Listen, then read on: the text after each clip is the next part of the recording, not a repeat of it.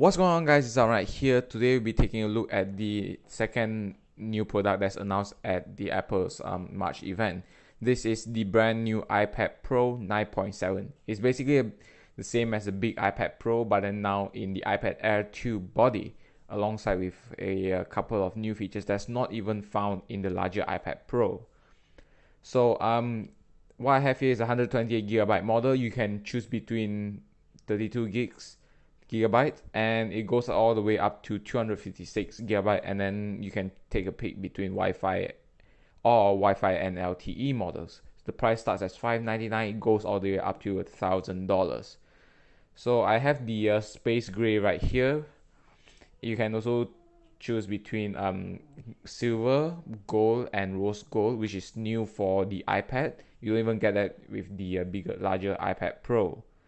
So we have bits of documents right here, which includes a quick start guide and some Apple stickers for the iPad Pro 9.7 inch. And then inside we have the usual stuff. We have the lightning connector and the wall adapter, which is 2 amps, supports charging for the iPad. So here we're gonna remove it from its plastic protective cover. And first impressions, it feels the same as the iPad Air 2. It even weighs almost the same if you ask me. And the space gray model looks very, very nice and elegant, especially the full matte black. If you get the version with the Apple SIM, it's actually embedded, so you can't really take it out and change, because in every countries you can actually choose your carrier from the settings app. You don't have to take the SIM card out and put it back in again. So we're gonna take a look at another accessories, which is, I think, is important, the smart keyboard. Now, I'm not really a huge fan of this thing, I must say. First thing is it costs about $149, and then, well, it is made for the iPad Pro 9.7 inch, and it works as a stand, a keyboard, and a smart cover for the iPad Pro. I didn't really like the typing experience of it, which I'll show you in a minute. And opening up the box, we have the documentations, which is presented the same way as the Apple Watch Sport. And we have the cover itself. So if you pick this up, it feels almost the same as the smart cover that you used to have, except that it now has a very thin keyboard right there. The materials are the same as the iPad's smart cover. It's not the smart case. This does not protect the back of the device. And it comes with this protection. And the only way to connect the keyboard to the iPad is through the brand new connector that's found in the larger iPad Pro as well. These 3 connectors is only on one side of the iPad, so you can only use it on the one side. And this is how you connect the iPad Pro, to connect the keyboard to the iPad Pro. So it's not through Bluetooth or anything. So the iPad Pro, the front, it looks exactly like the iPad Air 2. So if you have the iPad Air 2, it feels extremely familiar.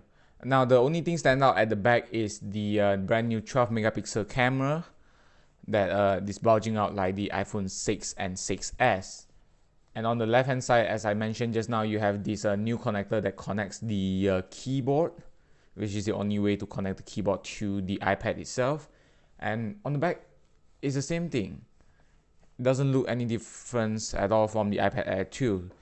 The bottom still houses 2 stereo speakers like we found in the iPad Air 2. But then for the iPad Pro, you can also find 2 more speakers on the top. So this thing has the same 4-channel speaker as found in the larger iPad Pro. And then the specs is the same as the iPad Pro as well. So we have the Apple A9X processor with the M9X Motion Core processor, 4 gigs of RAM, a slightly smaller battery than the larger iPad Pro, but then the performance is still there. The new Touch ID sensor is very fast, and it's very nice. The keyboard, I'm gonna complain, is it looks nice. It has a good spacing and everything, but then the key pressing travel is actually not a lot. like you found in the traditional keyboard. And then when you try to fold it up, it looks like this. There's no other way to store the keyboard, and you have to. And then this case looks like it's bulging out in one section. And if you want the bulge, you have to carry it like this, which is not ideal at all. So one of the new features is the True Tone display, which adapts to the surroundings and then adjusts the color temperature.